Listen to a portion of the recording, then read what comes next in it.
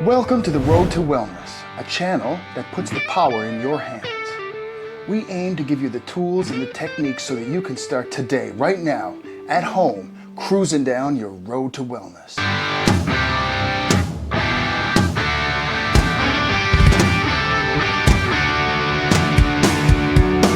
Today, we'll be talking about what you need to do before you start any fitness regime.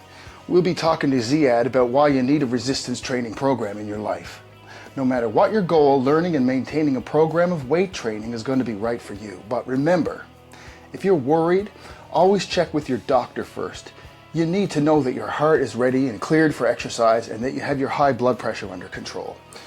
Next, we'll show you how to do proper goal setting.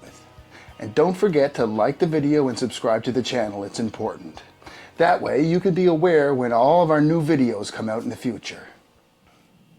So Ziad, we established this channel to help people have wellness in their life. Yep. And in many forms. But let's, Exactly. I want to talk about, from a medical standpoint, what's the importance of having a resistance training and an endurance training program? Yeah, as we mentioned, Dave, before during our conversation, that there's a lot of importance of keeping the endurance and resistance training all the time. From the medical point of view, we notice that there's a lot of reduction in muscle mass and strength by aging. So resistance training is very helpful to keep your the strength and the mass of skeletal muscle. So we encourage that because normally we lose them by time. Another type of muscle we call the smooth muscle, and those like cardiac muscle. And the cardiac muscle is very important because the pumping capacity of the heart is very important. Usually the cardiac output or the heart is pumping 5 liters per minute, and it can be up to 7 times, like 35 liters per minute during exercise or stress. So we call that the reserve capacity of the heart. So the reserve capacity of the heart, that's something you put it in your pocket, you use it when you want. Unfortunately, by age, we actually lose some of those smooth muscle fibers, and the outcomes will affect the cardiac output and the pumping capacity. To be able to keep that at the same level, you need another type of exercise which is called endurance exercise. The endurance exercise keep the smooth muscle at the same intensity as young adult, and if you have a stress or exercise, they will cope up with your stress level.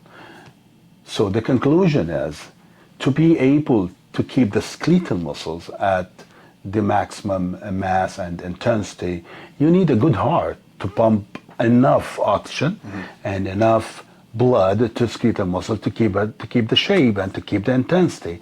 So both together. I found a lot of people doing just focus on growing the muscle only and neglecting the pumping machine of the heart, the supplying nutrients to the muscles is the heart. So we need both of them together, I think. Okay, that's great. Thanks, Ziad. Thank you. Appreciate it. Okay, let's do some goal setting. Now this might seem too simple, but I assure you it is essential to set SMART goals.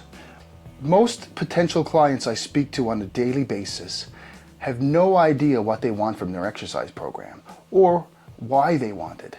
It's like some vague, lofty dream to feel and look better. The very first step on the journey is to set your goal.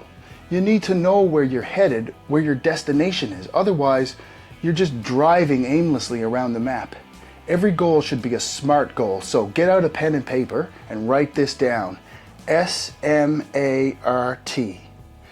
First, the goal needs to be specific. Not just, well, I'd like to be a little fitter. More like, I intend to lose 20 pounds of body fat and have a 30-inch waistline like 4 years ago. Or I want to increase my endurance so I can swim across Lake Banook in 15 minutes. That gives you something specific to achieve. If you have a long list of specific goals, well, that's okay, but pick the top 2 or 3, the goals that you want more than air, and focus on those. Next, the goal needs to be measurable.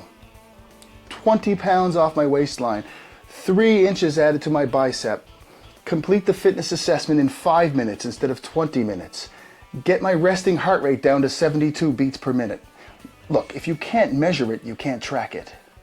Next, your goal needs to be action focused, so things you can actually achieve with certain actions. Try to determine what your first action might be, like getting out for a walk or getting a gym membership. Your goal needs to be realistic too.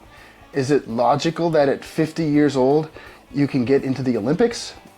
Well, maybe not. So don't set yourself up for failure. Keep it real. And the T stands for time frame. You need to give yourself a realistic time frame, otherwise known as a deadline.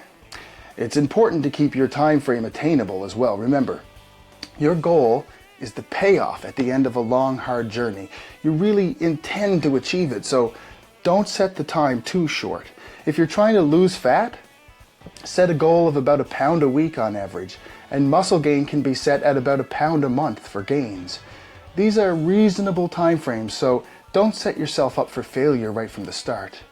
We will talk about time frames in upcoming videos, but if you need more help setting SMART goals, talk to your doctor or get yourself a consult with an experienced personal trainer. That's what we're here for.